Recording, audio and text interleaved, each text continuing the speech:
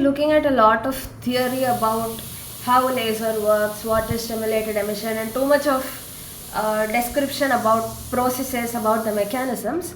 So we will now take a step back and have a little high level view of types of lasers. So based on the pumping mechanism, we classify lasers into 3-level and 4-level systems. So that is one of the different criterion for classifying lasers, which we will be looking at.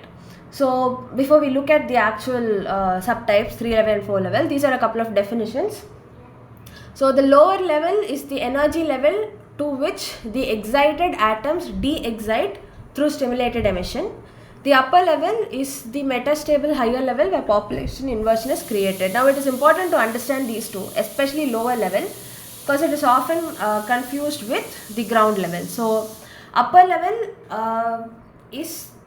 upper level is also confused with the pumping level. So I would like to explain those with the help of this diagram. It becomes easier to understand. So this is your ground level from where you take electrons and you pump them into this level, the topmost level called the pumping level. From the pumping level, they de-excite themselves mildly and come to this upper laser level. From the upper laser level, stimulated emission happens and the electrons come down to the lower level. So it is important to understand that when you're pumping them, you do not directly pump them into the level from where you want stimulated emission to happen. You pump them into a level which is one level higher than your intended upper level. So let's say I have N1, N2. I want emission, E1, E2 energy levels, E1 being the lower and E2 being the higher, of course. If I want emission to happen from E2 to E1, I will not pump electrons directly into E2. I will make them occupy E3. From E3, they will quickly decay and come down to E2. And from E2 is where this stimulated emission takes place.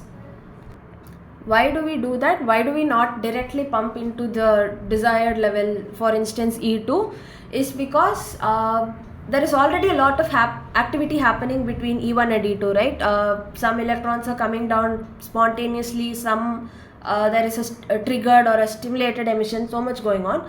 So if you're going to introduce some new electrons into E2, whose natural energy is not equal to the energy of E2, it might disturb the processes which are happening, such as stimulated emission, where an existing photon comes and it triggers the electrons in E2 and then they lose the photons and come. So if you're going to introduce some interference into this level in the form of additional electrons, it is possible that this recombination, this stimulated emission process might get disturbed, which we do not want. So whatever electrons we take, we pump them into an upper level, something above E2, which we call the pumping level.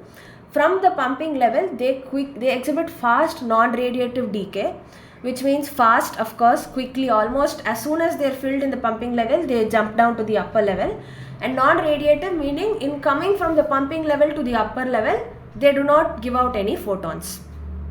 So why is it so? That is, it depends on your choice of level. So while you might ask, when it comes from E2 to E1, it gives out an electron, but from E3 to E2, you say it does not. Why so?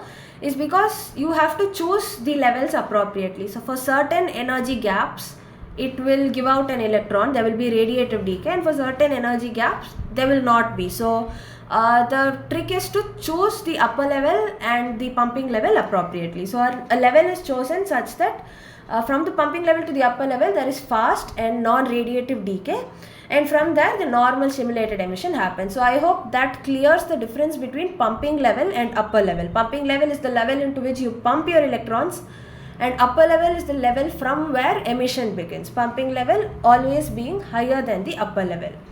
The next definitions are lower level is the level to which the excited atoms de-excite. So from the upper level, your electrons are going to come down to the lower level, right? So the lower level may or may not be equal to the ground level. So in this picture you can see they are different, over here they are the same. So what is that? We will look at 3-level and 4-level systems quickly now, but the ground level is the level from where electrons are taken out for depopulation. The lower level is the level which they come to from the upper level after this stimulated emission. So they may or may not be the same. So with that out of the way, I think we'll start with 3-level and 4-level systems. So to explain in very simple terms what the difference between 3-level and 4-level systems are, in a 3-level system, the lower level and the ground level are the same. In a 4-level system, they are not, they are different. So why so? What is the mechanism or the logic? We'll see now. So we start with 3-level systems. This is how it works. You have a lower level which is the same as your ground level, meaning this is where I take electrons from. I put them in the pumping level. They exhibit fast non-radiative decay and they come to the upper level. From there my normal stimulated emission process happens and they come back to the same level from where I took them out. This is the process. Now again, so to create N2 greater than N1, meaning to make sure that the population of the upper level is greater than that of the lower level, aka ground level, I need to pump up at least more than half of the electrons over here into the higher level. So let's say this one has N0 electrons. Then to maintain that population inversion condition, which is essential for laser action, I need to pump up more than N0 by 2 into the pumping level and maintain it, meaning at any given instant more than N0 by 2 electrons should be in the pumping level. It is not just a one-time pumping and forget about it type. So at every instant I should keep pumping to make sure that more than half of the ground level electrons are in the pumping level. And why is that difficult with the ground level? Because N0 is a large number. In your ground level you have a large number of electrons across all the atoms, firstly. And secondly, more importantly, they are all bound to their nucleus by very strong forces. So if you have some basic knowledge of chemistry, you will be aware that an electron in the inner orbitals is bound to the nucleus with greater strength than an electron which is in the, say, 4th or 5th orbital. So in that sense, there are firstly a large number of atoms or electrons in the ground level. Secondly, they are bound by strong forces of energy, meaning I have to apply a lot of energy to remove even one electron, and the number of electrons I have to remove is also great, and N0 by 2 is a large number. So this is not a very efficient system. It is difficult to maintain. It's very expensive and it's also a difficult process. So only pulsed operation possible. Pulsed meaning it's a flickering thing. It's like a flashlight. It keeps blinking. Only that kind of laser action can be achieved with a 3-level system. So I hope 3-level systems are clear. Again, to simply explain, you take electrons from the ground level, which is also the same as your lower level. You put them in the pumping level, they come down to the upper level, and from there they undergo stimulated emission to come back to your lower level / ground level. Now because your lower level has a large number of electrons and all of them are bound by strong energies, it is difficult to remove electrons from there and do pumping, which is why this is not a very efficient system.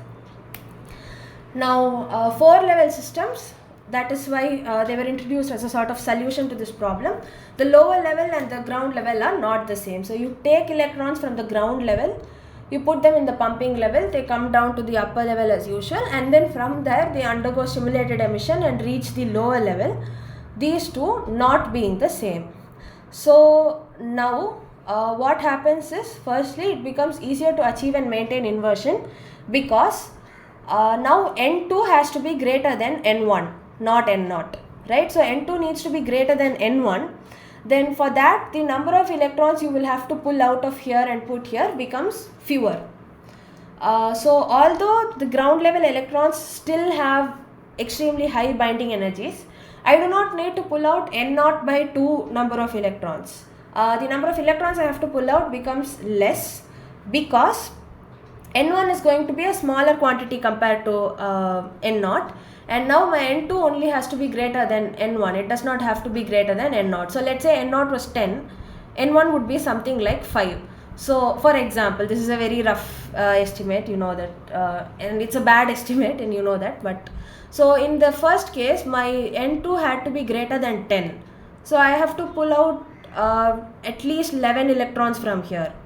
Now it only has to be N2 greater than 5, so I only need to pull out 6 electrons. So in that sense, it becomes easier to achieve and maintain inversion, and hence obtain CW operation. CW stands for continuous width. So instead of these pulses or flickers, you get stable light.